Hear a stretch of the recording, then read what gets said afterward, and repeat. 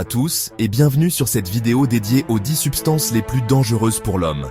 Avant de plonger dans le sujet, je tiens à préciser que cette vidéo est purement informative et éducative. Ces substances sont extrêmement toxiques et je vous déconseille vivement de les approcher ou de les manipuler. Nous allons explorer chacune d'elles en détail, leur origine, leur mode d'action, leurs effets sur le corps humain, des anecdotes historiques ou des incidents notables, et même des utilisations surprenantes quand elles existent. Accrochez-vous, car certaines de ces histoires sont à glacer le sang. Allons-y, en commençant par la numéro 10 et en remontant jusqu'à la plus mortelle. Numéro 10, le diméthylcadmium. Commençons par le diméthylcadmium, une substance chimique créée par l'homme et considérée comme l'une des plus dangereuses jamais inventées. C'est un composé organométallique, fait de cadmium lié à deux groupes méthyle, et il est extrêmement volatile. Pourquoi est-il si dangereux? Même une infime quantité peut être létale. Il réagit violemment avec l'eau pour former du peroxyde de diméthylcadmium, qui est hautement explosif. Une fois dans l'organisme, il détruit le cœur et les poumons en entrant dans le sang. Et s'il ne tue pas immédiatement, il peut causer des cancers graves. Sa toxicité est si élevée que les chimistes évitent de travailler avec lui autant que possible. Imaginez, une simple inhalation peut être fatale en quelques minutes. D'où vient-il? Il est synthétisé en laboratoire pour des usages industriels, comme dans la production de semi-conducteurs, mais son risque est tel qu'il est manipulé avec des précautions extrêmes. Pas d'incidents célèbres rapportés publiquement, mais on sait que des accidents en labo ont causé des morts rapides. Heureusement, il n'est pas courant dans la vie quotidienne, mais cela nous rappelle à quel point la chimie industrielle peut être périlleuse. Numéro 9, le cyanure de potassium. Passons au cyanure de potassium, un sel bien plus toxique que le simple sel de table. C'est un composé chimique blanc, cristallin, souvent utilisé dans l'industrie minière pour extraire l'or ou dans la galvanoplastie. Sa dangerosité vient de sa capacité à inhiber la respiration cellulaire. Il bloque l'enzyme cytochrome C-oxydase, empêchant les cellules d'utiliser l'oxygène. Résultat? Une mort rapide par asphyxie interne avec des symptômes comme des convulsions, un coma et un arrêt cardiaque en quelques minutes. Sa dose létale médiane, LD50, est d'environ 5 à 10 mg par kilogramme de poids corporel si ingéré. Historiquement, il est tristement célèbre pour avoir été utilisé dans des pilules de suicide par les soldats pendant les guerres mondiales, ou même par des espions pour éviter la capture. On se souvient aussi de son emploi dans des chambres à gaz nazis, bien que le Zyklon B soit une variante. Aujourd'hui, des accidents industriels se produisent encore, comme des fuites dans des mines qui polluent les rivières et tuent la faune. Il a un goût amer d'amande, mais ne comptez pas sur ça pour l'éviter. Une petite quantité suffit. Antidote? Il en existe, comme le thiosulfate de sodium, mais il faut agir vite. Numéro 8. L'acide fluoroantimonique. Maintenant, parlons de l'acide fluoroantimonique, l'acide le plus fort connu de l'humanité.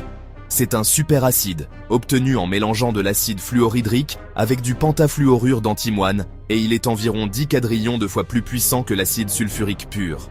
Pourquoi est-il si redoutable? Il réagit furieusement avec l'eau, libérant une énergie immense et peut dissoudre le verre, la peau, les os et presque tous ces œufs qu'il touche. S'il entre en contact avec le corps, il cause des brûlures chimiques profondes, des nécroses et une mort douloureuse par choc ou infection. Pas de LD50 précise mentionné, mais sa corrosivité le rend létal même en petite quantité. Il doit être stocké dans des contenants en téflon pour éviter les réactions explosives. Origine? Synthétisé en laboratoire pour des recherches en chimie organique comme catalyseur pour des réactions extrêmes. Pas d'incidents célèbres, mais des accidents en labo ont causé des explosions et des blessures graves. C'est un rappel que la quête de la science peut créer des monstres chimiques. Numéro 7. Le diméthylmercure. Le diméthylmercure est un composé organique du mercure, où deux groupes méthyle sont attachés au mercure. C'est un liquide incolore, volatile, et il est absorbé facilement par la peau ou les poumons. Sa toxicité est terrifiante. Il traverse la barrière hémato-encéphalique et cause une détérioration cognitive progressive, menant à des hallucinations, une perte de coordination, un coma et la mort. Les symptômes n'apparaissent pas immédiatement. C'est eux qui le rendent sournois. Vous pourriez vous empoisonner sans le savoir tout de suite. LD50, autour d'1 mg par kilogramme. Historiquement, un incident célèbre implique la chimiste Karen Veterhan en 1997. Une seule goutte sur son gant en latex l'a tué après des mois d'agonie, malgré des traitements. Il est utilisé en chimie comme réactif, mais son risque est si élevé qu'il est évité autant que possible. Le mercure en général pollue les océans via les industries, affectant les poissons et, par extension, les humains qui les consomment. Antidote limité, comme la chélation, mais souvent trop tard. Numéro 6. La tétrodotoxine. La tétrodotoxine est une petite molécule neurotoxique trouvée dans des animaux marins, comme le poisson globe, fugu, les pieuvres à anneaux bleus et certains escargots lunaires. C'est un poison naturel produit par des bactéries symbiotiques. Comment ça marche ? Elle bloque les canaux sodiques dans les nerfs et muscles, empêchant la transmission des signaux nerveux. C'est eux qui causent une paralysie totale, y compris des muscles respiratoires, menant à la mort par asphyxie. LD50, autour de 8-10 microgrammes par kilogramme. Effet, picotement, nausée, puis paralysie progressive. Et vous restez conscient jusqu'à la fin. Au Japon, le fugu est un mets délicat, mais des empoisonnements se produisent si mal préparés. Des chefs certifiés le découpent pour éviter les organes toxiques. Structure élucidée en 1964 par Robert Woodward et première synthèse en 1972. Pas d'antidote spécifique, juste un soutien respiratoire. C'est fascinant comment la nature crée de tels dangers pour la défense. Numéro 5. La ricine. La ricine est une protéine toxique extraite des graines de ricin, Ricinus communis, une plante courante utilisée pour l'huile de ricin. C'est un glycoprotéine qui interrompt la synthèse des protéines dans les cellules, causant leur mort massive. Inhalée ou injectée, elle est bien plus létale qu'ingérée. LD50 de 1,20 mg par kilogramme oralement, mais beaucoup moins par injection. Symptômes, fièvre, nausées, diarrhée, puis défaillance des organes comme les reins et le foie, sur des heures, à jour. Incident célèbre. L'assassinat du dissident bulgare Georgi Markov en 1978 à Londres, avec une minuscule sphère de ricine injectée via un parapluie modifié. Utilisée comme arme biologique potentielle et popularisée dans Breaking Bad. Pas d'antidote, juste des soins symptomatiques. La plante est décorative, mais les graines sont mortelles. Ne les mâchez jamais. Pour le VX. Le VX est un agent neurotoxique synthétique, un liquide huileux développé dans les années 1950 à partir de recherches sur les insecticides. C'est une arme chimique qui inhibe l'acétylcholinestérase, empêchant la dégradation de l'acétylcholine, causant des contractions musculaires incontrôlées, une asphyxie et la mort. LD50 aussi basse que 3 microgrammes par kilogramme. Effet, salivation excessive, convulsions, paralysie.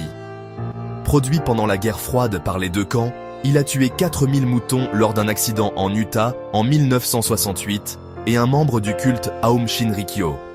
Mise en scène dans le film The Rock. Interdit par les conventions internationales, mais des stocks existent encore. Antidote. Atropine et pralidoxime, mais doit être administré rapidement. C'est un exemple terrifiant de la science détournée pour la guerre. Numéro 3. La batrachotoxine.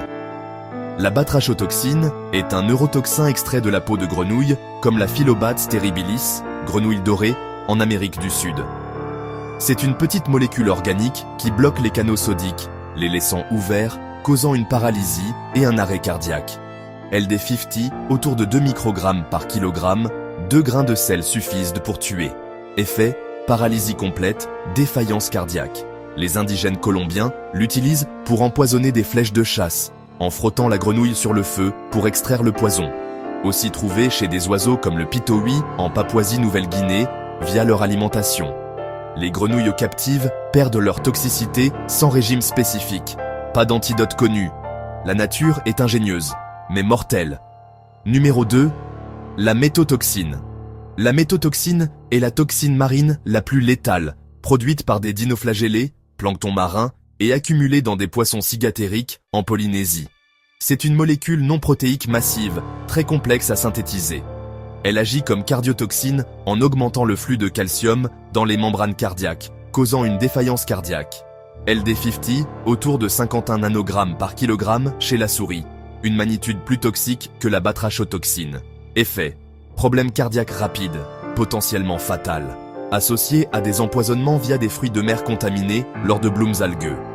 Pas d'utilisation médicale, et sa structure est un défi pour les chimistes. C'est un poison naturel lié au réchauffement climatique qui favorise CUS blooms. Numéro 1, la toxine botulique. Enfin, la numéro 1, la toxine botulique. produite par la bactérie Clostridium botulinum. C'est la substance la plus toxique connue, une protéine avec plus de 1,000 acides aminés. Elle paralyse les muscles en bloquant la libération d'acétylcholine. LD50, 1 à 2 nanogrammes par kilogramme. 100 nanogrammes tuent un adulte. Effet, paralysie progressive, défaillance respiratoire. Découverte au XVIIIe siècle en Allemagne via des saucisses mal préparées, d'où botulisme. Utilisé en médecine comme botox pour traiter le strabisme ou les rides, mais en dose minuscule. Des empoisonnements alimentaires se produisent encore avec des conserves maison. Antidote, antitoxines, mais prévention clé. Voilà, nous avons exploré CES, 10 substances terrifiantes. Elles montrent à quel point la chimie, la nature et l'ingéniosité humaine peuvent créer des dangers invisibles. Restez curieux, mais prudents. Si vous avez aimé, likez, abonnez-vous et commentez quelle substance vous a le plus surpris. À bientôt pour plus de science.